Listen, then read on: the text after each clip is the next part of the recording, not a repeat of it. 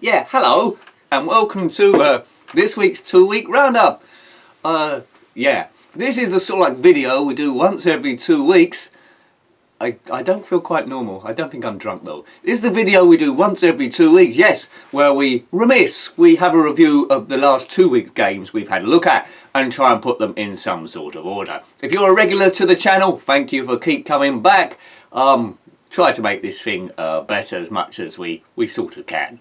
Anyway, what am I talking about? Right, before we come to the top 6, let's have a look at the pinball games we looked at this time round. Now, Zen Pinball 2, we've been looking at the core collection, and we looked at the last table in that core collection on this occasion, and it was a table called PASHA. This is by Zen Studios in 2014. $7.99 for the 4 tables, which you get Biolab, Rome and Secrets of the Deep. So it's well worth the money. PASHA is set in Persia. It's like ancient times, like Alibaba and the 40 Thieves, that sort of era. And basically there's guards to defeat, a magic lamp in the corner there, and it's a really nicely put together game. Out of the 4, it's one of my favourites, probably tying with Secrets of the Deep, the original one, and probably Rome just edges it out of all 4 really. It's not a bad one, it's quite easy, the ramps are quite easy to hit, a few good cool mini games there, so you get quite a lot of usage out of it. Speech is good, it's not based on anything particular apart from ancient Persia, and I'm a big fan of this game. There's a guy at the bazaar, you can see on the left hand side, where if you wake him up, there's a cool mini game, you have to guess, because you've got 3 cups that mix it around, you have to guess what cup it's under. So take a look at that one. And the other table we looked at, I bought another Zen Pinball 2 Studios pack recently. It's called Marvel Original, which comes with 4 tables, which we'll come to. But the first one I looked at was Spider-Man from Marvel Comics, of course, created by Stan Lee. The other tables are Wolverine, Iron Man, and another one which temporarily escapes me. Wolverine, Iron Man, and what's the other one? It's Blade, that's it, with Wesley Snipes in. That's why I couldn't remember it. It's from quite a while ago, that film. All his foes are there, the Green Goblin, Mysterio and Dr. Octopus. In the review I scored less than about 14 million, something like that, but I've gone back to it since and got 180 million, so, you know, I've got a bit better at it. Marvel's always a good subject for pinball tables, and this one's also pretty cool. So yeah, so those are the 2 tables we looked at, so let's look at the top 6 games we reviewed. Tend to be Spectrum, Amiga, PlayStation and Game Boy Advance for the time being anyway. In the 6th place, I put this here, it's there's no real dogs this time round, so it's a bit of a shame this comes 6th, but something had to. So in 6th place is Alien Highway by Vortex Software in 1986 on the ZX Spectrum 48K. Now it's the sequel to the original game called Highway Encounter, which is pretty good, although it was a little bit tricky. Alien Highway graphically looks very similar, it's very isometric, where you're versus aliens going up the last road to blow up a stronghold. It's programmed by someone different to the original game, and it's been made way too difficult. Highway Encounter, you had 4 lives, which is quite linear. This one's just got 1 life and strength. And it's very difficult, a bit cruel. If you hit the side, your energy goes down ridiculously fast, and so I was left a little bit disappointed. If you had a choice of getting either 1 or 2 of the games, go for Highway Encounter, the first one. This Alien Highway looks like it's there just to make money, and it's not quite as good in my opinion. Vortex Software in 1986. In 5th place, maybe a little harsh again, I put Player Manager 2 on the Commodore Amiga by Anko in 1995. Now I played the original Player Manager to death, hundreds and hundreds of seasons, because it was, what was good about it, although it was basic, it used the original Kickoff engine, Kickoff 1, it was so quick, you just click on all different boxes and a good menu outlay, and it was fast, it kept your interest there. Player Manager 2, by Steve Screech largely. I don't think Dino Dini was involved in this one. The presentation is excellent. What's also very good about this game is you've got a choice if you want to be the player manager, actually play the games. There's traditional horizontal, well, vertical display, or you can play it horizontally, or even in isometric. So that's really good bit of coding there. So that's impressive. Presentation, as I say, is brilliant. There's lots and lots of options for football management that you'd expect, but it's so slow navigating round. It doesn't use a Kickoff 2 engine, it uses something very similar, which I'm sure if you put the practice in you'd get better, but I didn't really have the patience for it, so that's probably why it's come 5th rather than a bit higher up there.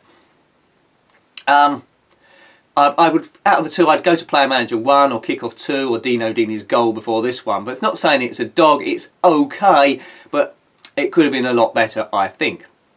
And in 4th place, also on the Commodore Amiga, is AMNIOS by Psygnosis in 1991.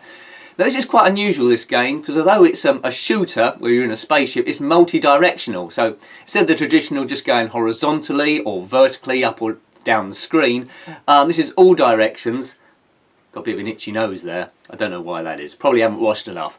Anyway, it goes in multiple directions. It's a bit chaotic and it's a bit confusing what things you destroyed, what you shot. End of level bosses every now and again, a choice of weapons. It's just messy. Graphically it looks okay, sound wise it looks okay, but I just could not get the hang of it, and that's why it's in 4th place. I mean, Psygnosis games generally are good graphically and known for their difficultness, their trickiness, so maybe that's why, and that's from 1991. So in 6th to 4th this time, in 6th place was Alien Highway on the ZX Spectrum by Vortex Software in 1986. In 5th place was Player Manager 2 by Anko in 1995 on the Commodore Amiga. And also on the Commodore Amiga in 4th place was AMNIOS, the rather oddly titled AMNIOS, by Psygnosis in 1991. So let's come to the top 3, folks. What busted into the top 3 this time? Well, just making it to 3, because I could have put it 4th or maybe even 5th, but it's regarded as classic by many. It's Ikari Warriors on the ZX Spectrum 48K, published by Elite Systems in 1988. Now, it's a run and gun where you must go up the screen horizontally, heavily influenced by the films Rambo. It's very, very difficult. Now, Elite Systems also did a rather good classic game called Commando, which I prefer to play because I had that as a kid. This one I come in a bit later, but based on an arcade cabinet conversion, did come out on a number of other systems also, including the Commodore Amiga, which we'll probably look at as well. It's always fun to compare 8-bit with 16-bit systems. You'd always expect the 16-bit system to be better than the 8-bit, but sometimes it's not because the Spectrum games are so playable for those that coded it in well. But Ikari Warriors, the stages seem to go on forever. I stopped the review before I got to the end of the stage, but basically you must reach a village. It's a 1 or 2 players, and probably a lot easier on 2 players to be fair, but I struggled on 1. Graphically it's okay, sound is okay as well, it's just okay. In 2nd place, now this is where I really struggled, because both of these last 2 games were better than I expected, although one of them was a lot better than I had anticipated for, so that's the reason for this order.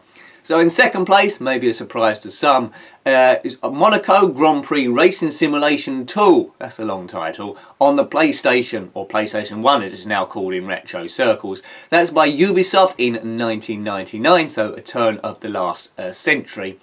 It's a racing game, a Formula 1 game, but you won't see the word Formula 1 anywhere in this because I don't think Ubisoft had the licence. Although the cars look like the cars from the 1999 season, you won't see proper team names or proper driver names. So you won't see Williams, Ferrari, McLaren. You'll just see Team 1, Team 2, Team 3 going all the way to Team 12. But there's 22 cars and 16 tracks, and they're all the tracks from that particular season. I just did Australia in the review, and that track was quite realistic. The bends were where you'd expect them to be. The straights were sort of like the right length. Now there is an editor in this game as well, so if you've got the time and a save feature, you could actually edit all the drivers to the correct ones. So that was quite sneaky of Ubisoft, good thinking, and you can change the team names as well. Or if you want to, you can just edit all your friends in and put your worst enemies at the back there and just crash into them. Yeah, it's a good game. If ever I do another blundering series and I put it to the vote which one we should do, that'll probably come up there also. So a good game, good frame rate, plays really well. In 1st place, it's the Pinball of the Dead on the Game Boy Advance, a handheld published by Sega THQ in 2002. Why have I got this at the top? Well, I was expecting a complete dog of a game, really.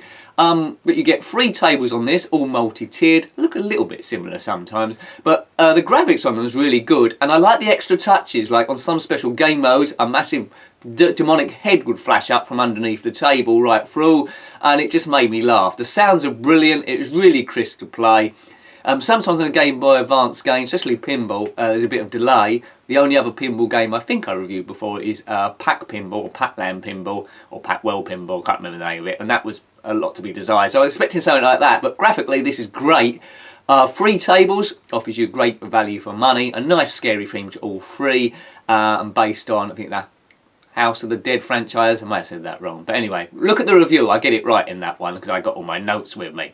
So in the top 3 then, this time in 3rd place is Ikari Warriors on the ZX Spectrum by Elite Systems in 1988.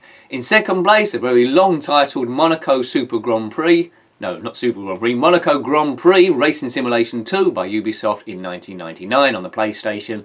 And in 1st place, The Pinball of the Dead by Sega and THQ in 2002, and that was on the Game Boy Advance.